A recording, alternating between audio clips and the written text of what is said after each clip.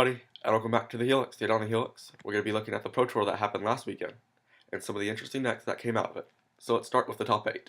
Pod, the first deck I want to talk about, is a very efficient deck that allows you to get card advantage off of each of your creatures, and the pod itself allows you to redeem that card advantage every turn. Not only does the deck have a consistent amount of card advantage, but it also has a lot of power behind it, with creatures that can easily beat your opponent to death quickly. Not only this, but the deck has an easy combo to accomplish, only needing 2 or 3 creatures in order to destroy your opponent. A tough matchup for Pod is Blue Moon. Blue Moon shuts down your opponent's mana base while countering anything in between, and then finishes your opponent off with cards like Batterskull and Master of Waves.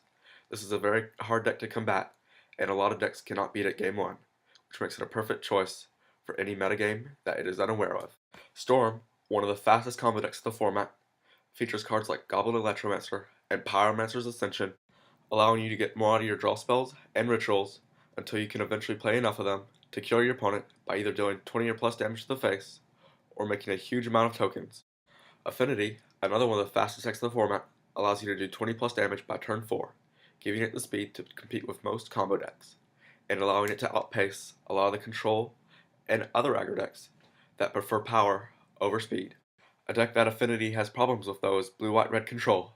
Blue-White-Red Control features a lot of removal and can pick and choose what dies now or gets countered later.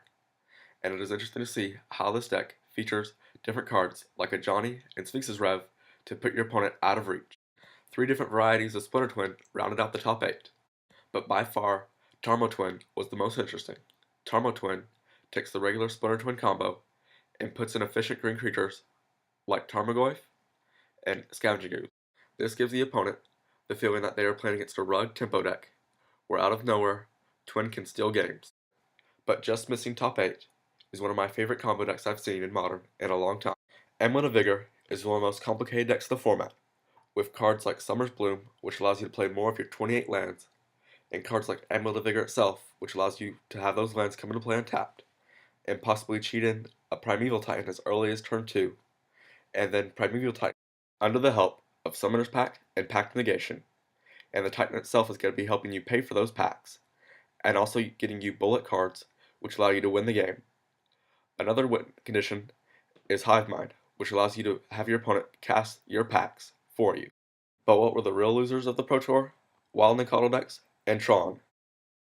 Wild Nicottle, despite having 16% of the field, saw some of the worst finishes of the tournament, because unfortunately for our Nicottle friend, the deck itself is too lumbering and slow to compete with other faster aggro decks, which also make it weak to combo decks which can kill it before it even matters. And Tron had a hard time because of the Wild Nicottle decks. Despite them not finishing well, Wild Nicottle was 16% of the field, and the only card that really effectively would have helped Tron is Anger the Gods, but Anger the Gods itself requires 2 red mana, and for the colorless intensive deck, this is just too much.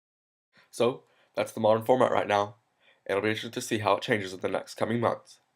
But for now, this has been the Helix, and as always, Jesus loves you.